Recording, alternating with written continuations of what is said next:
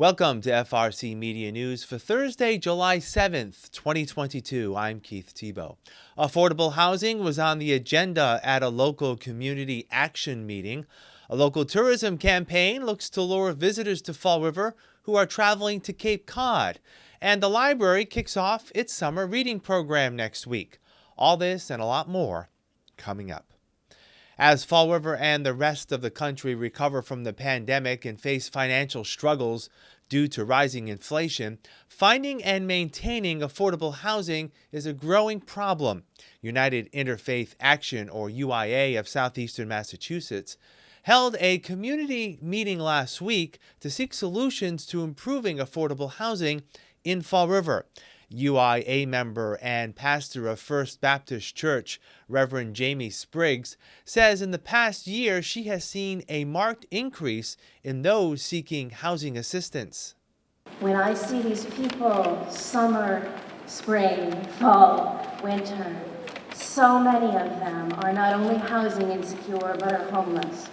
We have expanded so that we have started giving sleeping bags and tents and coats and socks and hand warmers and gloves and tarps to people in Fall River who are homeless. I regularly have people for whom there is no room at the shelter or who do not meet the Fall River ID requirements in order to enter First Step Shelter. Last winter, on the night when it was going to be 6 degrees for the first time, I had a number of homeless folks to whom I gave tents and sleeping bags and the like, who cried because I gave them a tent and a sleeping bag.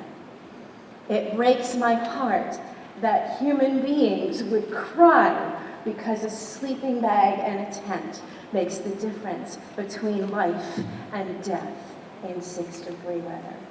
Longtime Fall River resident Dwayne Dean shared his story of soon becoming housing insecure. For the last 7 years, I paid $550 a month for a one-bedroom apartment. It leaves me with approximately $300.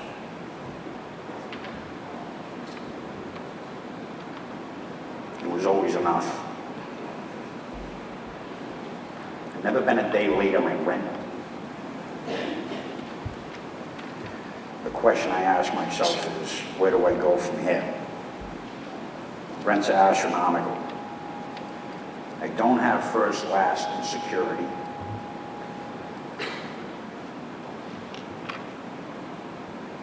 Because, of course, they want that up front. To come up here and speak in front of people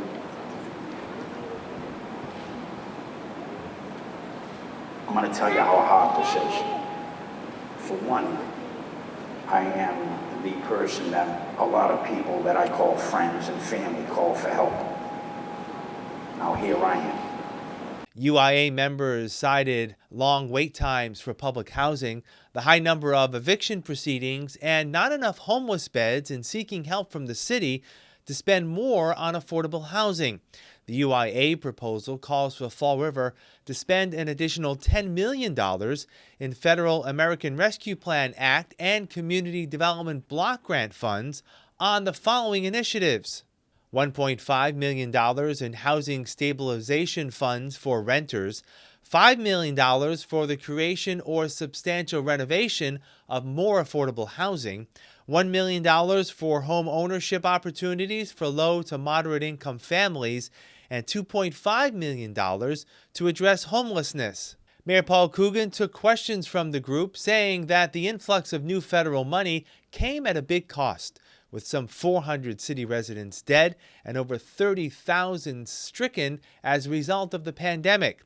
He said the city is currently spending ARPA funds on addressing the local housing crisis. Right now, today, the city has $4.9 million of home and ARP funding to develop affordable housing.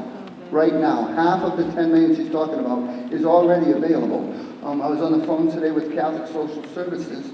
The city has approximately another $1.8 million. So let's call the 4.95 and let's call the 1.8 1.5. So we're already at $6.5 million for emergency rental assistance. We're not closing any doors on any project or any funding. We're doing that right now, and there is money available right now. The mayor went on to say that Fall River has stepped up to help produce affordable housing, while neighboring towns have not. In Fall River, approximately 27% of all of our housing is affordable or has something attached to it.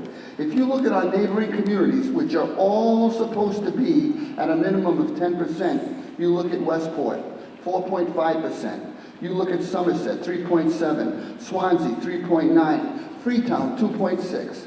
The state law that guides our communities to go to a 10% threshold was chosen by the legislator and our housing specialists so that everybody took responsibility for some of their neighbors. That's how the law was written. Everybody's supposed to be at 10% so that the community, Bristol County, Massachusetts, raises all the boats together.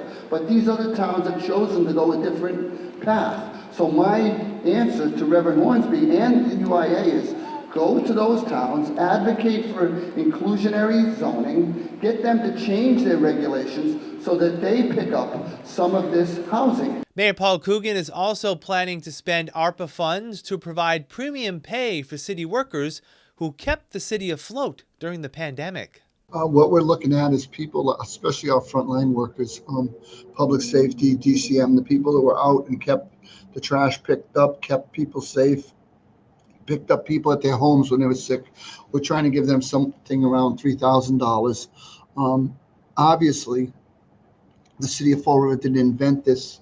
This was something that the federal government, in its wisdom, said this is something we can reward people that went over and above during the pandemic with. I mean, we're allowed to give up to $25,000. So as people know that we're very, very on the low end. But again, we want to make a good faith effort to our employees across the board that came in during some unbelievable times and kept the city going. It's very important to us, and we're partners with them, and we're showing our good faith. The mayor last week also announced that following a suspension and investigation, former Director of Community Maintenance John Perry has resigned. We came to an agreement about how the city would proceed, and John obviously was comfortable with how we would proceed. John did a number of great projects for the city, and of course we wish him well, but it was better if, we parted company and John went his way and the city went his, and hopefully we get someone new in there to lead DCM and we get things going. The mayor did not provide any specifics into the allegations which forced Perry to resign. The next step for the position will hinge around a facilities reorganization plan currently before the Fall River City Council. Someone that would be overseeing all of the facilities, whether it's trash, whether it's DCM, whether it's cement, whether it's parks, whether it's cemeteries. That would be our goal as part of the reorg that we have down in front of the ordinance committee. And obviously working with the council, we're hoping we can get that done. They've been very, very workable with us on a number of our proposals, and I really, really appreciate that. So going forward, I hope we can wrap that up and then move on to a couple other things.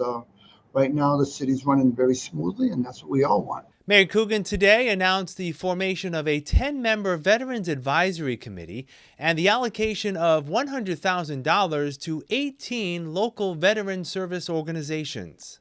The group will work with us to promote good understanding and relationships between our veterans organizations, veterans, their families, our administration, and the community. Many of these members are involved in the same veterans organizations who received the boost in funding from the $100,000 we are allocating from Veterans Service Office. All service organizations who currently serve Fall River veterans were included in this distribution. These funds are going right back into the community and being used for a variety of projects, programs, and events to serve our veterans population.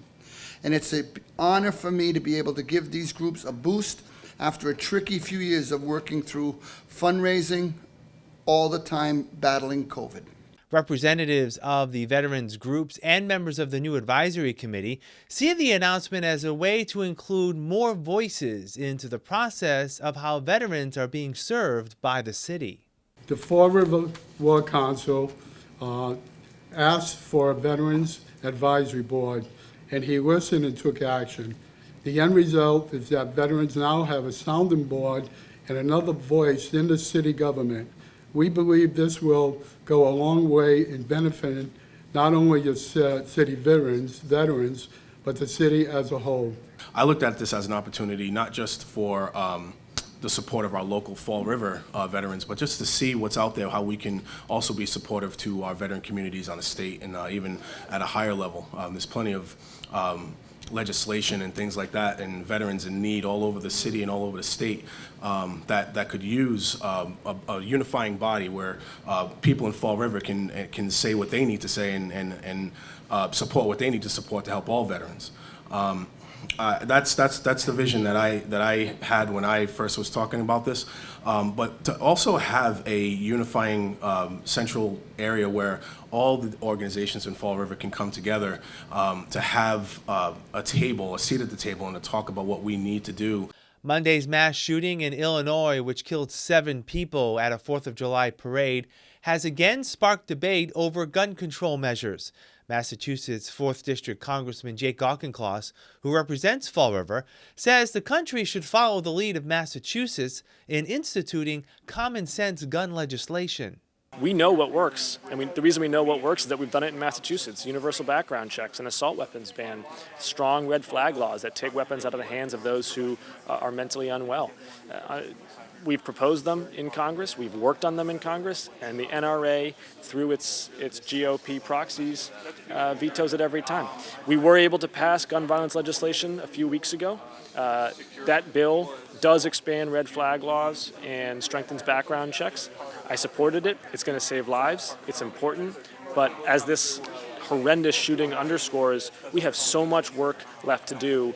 Top priority for me is get rid of the assault weapons. I trained, patrolled, slept, ate with an assault weapon for 4.5 years as a Marine officer. No civilian needs to own that weapon. We have got to take them out of the hands of people who mean themselves or others harm. Congressman Auchincloss was in Fall River this week touring McKell Incorporated, a defense manufacturing company in the industrial park that supplies navigation technology to the United States Navy. U.S. grand strategy is shifting from the Middle East to the Indo-Pacific to contain the Chinese Communist Party and to maintain freedom of the seas and the South China Sea and the Taiwan Straits.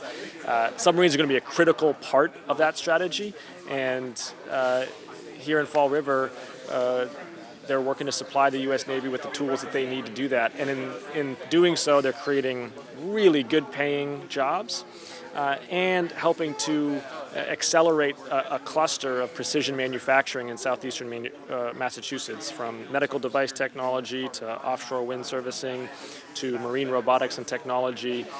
We are seeing that precision manufacturing can be a growth sector for southeastern Massachusetts. This is a terrific exemplar of that. Viva Fall River is using state tourism funds to let visitors know that Fall River has a lot to offer as a stop before they head to Cape Cod. Viva Fall River Director Patty Rigo says an average of 5.4 million cars pass through Fall River over the Braga Bridge each July and August, and the Take 5 off 195 campaign looks to make the city a rest stop for visitors to explore the city's history, food, and attractions. Take 5 was meant to entice Cape-bound travelers to just take 5, exactly, take a break on your way to the Cape. You know, once you get to that first bridge, you're going to be in traffic. So why rush to get to a destination when you have enjoy, what do they say, enjoy the journey? So there are 5 itineraries, so Take 5 itineraries. They're all curated to different traveler profiles. So for history buffs, foodies, family fun, waterfront wanderer, and arts and culture. And so each one has some curated suggestions that would probably take you anywhere between an hour and 3 hours. So we understand that Fall River is not yet a destination where you can stay overnight and maybe have a multiple day stay. But we will be one day, and we want to start, peppering that now and get people used to what they can find here, which is rich culture, welcoming community, and a beautiful waterfront. Ms. Rigo says Take 5 off 195 will target visitors that are at least 50 miles away from Fall River. The campaign is being promoted on a billboard in Providence, as well as through advertising and videos on social media and the Viva Fall River website. Viva Fall River is also promoting the opening of its pop-up shop on the corner of South Main and Columbia Streets. Ms. Rigo says the store is a showcase of products made by small businesses and entrepreneurs in Fall River. You've got personal hygiene products like, soap. We have a lot of wonderful candles, gorgeous earrings, artwork. We're going to be getting some apparel, some, Fall River branded material. And that, I think, what even saying now what we have, by the time this airs, there'll be something else. You know what I mean? We're looking to also add things that are made in Fall River, like as Impopnito or Dorothy Cox. We'd like to have it be more of a made in Fall River showroom. And even beyond that, we're thinking about ways that we can have perhaps some kind of visual representation of the bigger things, the niche and luxury manufacturing that happens in the city. So Matuk, Vance and Leathers, and just, kind of working toward this idea that we're like a hype shop, kind of is what I call it. Shop hours are Tuesday, Wednesday, and Saturday from 10 a.m. to 3 p.m., Thursday and Friday from 10 a.m. to 6 p.m. The store is closed on Sundays and Mondays. Here's an update now on the latest COVID-19 infection and vaccination numbers in Fall River, based on a report released last Thursday, June 30th. 126 new cases of the virus were reported last week. That number's been steady over the last few weeks, but the number is up from 106 the week prior. Fall River now has 31,359 total cases of COVID since the onset of the pandemic. Vaccination rates remain flat, with 71% of city residents having received at least one dose of the vaccine, 63% deemed fully vaccinated, and only 28% of all city residents have received the COVID vaccine booster. We'll have more FRC Media News right after this. Here are some job descriptions on the latest hot jobs list from the Mass Hire Fall River Career Center. Speech and Language Pathology Assistant. Early Learning Center, located at 951 Slade Street, is looking for a full-time speech and language pathology assistant to provide speech and language therapy services for students with communication disorders. Job number 171-72708. Landscape Construction Leadman. Brightview, a senior living community located at 261 Oliver Street, seeks a full-time landscape construction leadman to perform a wide range of landscape and irrigation duties. Job number 171-71879. Itinerant Music Technology Teacher. The Fall River Public School Department, located at 417 Rock Street, is seeking a full-time itinerant music technology teacher to develop an appreciation and skill in music via technology, using a variety of programs to engage students at the middle and high school levels in composing, mixing, critiquing, and analyzing music. Job number 171-72573. Integration Care Facilitator. Stepping Stone Incorporated, located at 111 Durfee Street, is looking for a full-time integration care facilitator. For more information, call 508-674-2788. Innovative Defense Technologies, located at 99 South Main Street, has an immediate need for the following full and part-time positions.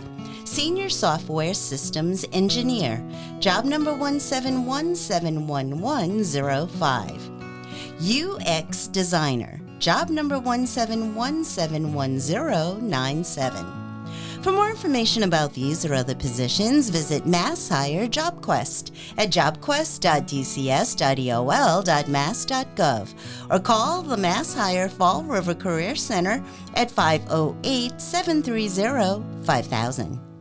Welcome back. The latest summer lunch program at 9 city parks and 3 housing projects kicked off this week by Greater Fall River Recreation. We welcome all kids to come out, 18 years and younger, to receive a free meal, as well as do activities at our local parks and here at Pleasant View and Sunset Hill. We have plenty of arts and crafts, games, athletic equipment, a little bit of something for every child to come out and enjoy the outdoors. We don't want to be cooped up in the house all summer long. Come on out and enjoy the summer lunch program. Many thanks to Mayor Coogan and the City of Fall River for their support and assistance, the Fall River Housing Authority, the USDA and Department of Elementary and Secondary Education. Without the funding, the program would not be in existence. 2 weeks ago, the city, in conjunction with the Creative Arts Network, celebrated the 4th annual Hydrangea Day in Fall River. As the official flower of the city, the widespread planting of hydrangea serves as a cultural and beautification program. The idea was to plant hydrangea, which is very prevalent in Portugal, in and around various spots in the city. In phase 1, we have been planting on the waterfront at Battleship Cove, around Government Center, Old 2nd Street, known as Sullivan Drive, here where we're standing, South Main Street to my left, and Bed Street straight ahead. This week we planted 70 hydrangeas to these areas, with more to come. This project has become as much a beautification effort as a connectivity one, connecting the downtown and our waterfront. In the next phase, we're working with Mass DOT and Mass Coastal Rail, and we'll be planting hydrangeas on that 195 interchange area, and we'll be planting on the waterfront in the new cultural district on Water Street with Mass Coastal Rail, and we'll be putting a small placemaking area in that area. And finally this week, beginning on Monday, the Fall River Public Library will begin its summer reading program with a wide range of children's events. The program is made possible with the support of Rockland Trust. Hey guys, come on. We're going to have such a good time at the library. Scoobs, let's go.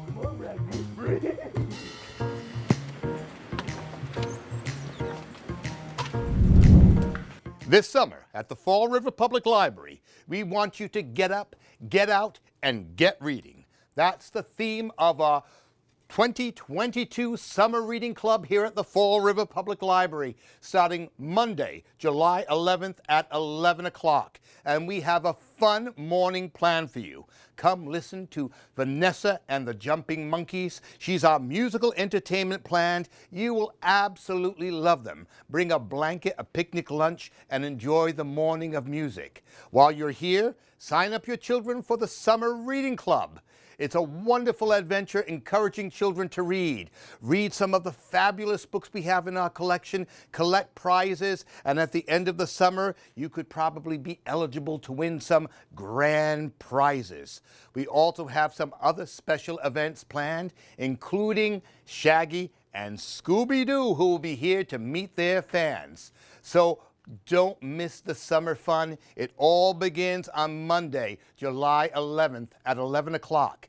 And while you're there, pick up a summer schedule. It lists all the incredible events that we have to offer here at the library throughout July and August. We have puppet shows, craft events, live animal shows, storytelling under the tent, family concerts, and more. So don't miss out on all the fun. We hope to see you at the Fall River Public Library this summer. Hey guys, come down to the Fall River Public Library on July 11th. You gotta get to meet Scooby and me, Shaggy. We'll be here having a good time, and you can come and get some Scooby snacks.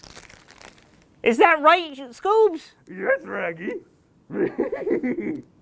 We will wrap up this edition of FRC Media News right after this. Hi, welcome to Hot Dogs and Cool Cats. Today with us we have Brooklyn. She is just under 9 years old, and she is a pitty. Hi. So she is such a love. With Brooklyn, she doesn't really care about toys or anything like that. She'd rather just be with people. And she was an owner surrender. It was no fault of her own. With Brooklyn, I'd probably house her as the only pet too. She does have a food allergy. She is allergic to poultry, so she is on a poultry-free diet. She would probably do better in a quieter home. She does love to go for walks. Forever Paws, we do require, if you are interested in a pit bull, that you do have to own your own home. If you are interested in Brooklyn, come make an appointment to meet her at Forever Paws Animal Shelter. You can get our phone number and address on foreverpaws.com. I know Brooklyn would love to meet you. Here we have Paige.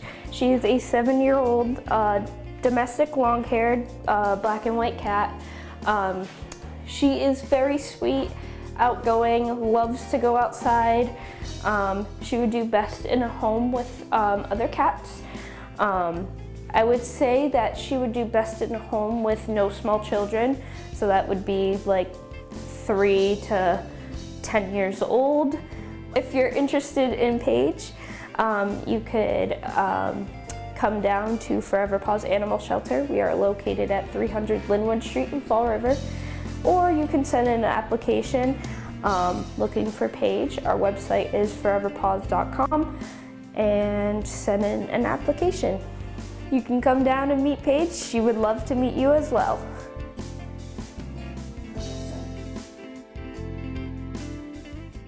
That's all for this edition of FRC Media News. Please visit our website at frmedia.org for the latest news and local information. This program, FRC Media News, airs Thursdays at 6 p.m. and Fridays at 5:30 p.m. For all of us at FRC Media News, I'm Keith Tebow. We leave you this week with a look back at the 4th of July celebration held at the Fall River waterfront. Thanks for watching. We'll see you next Thursday.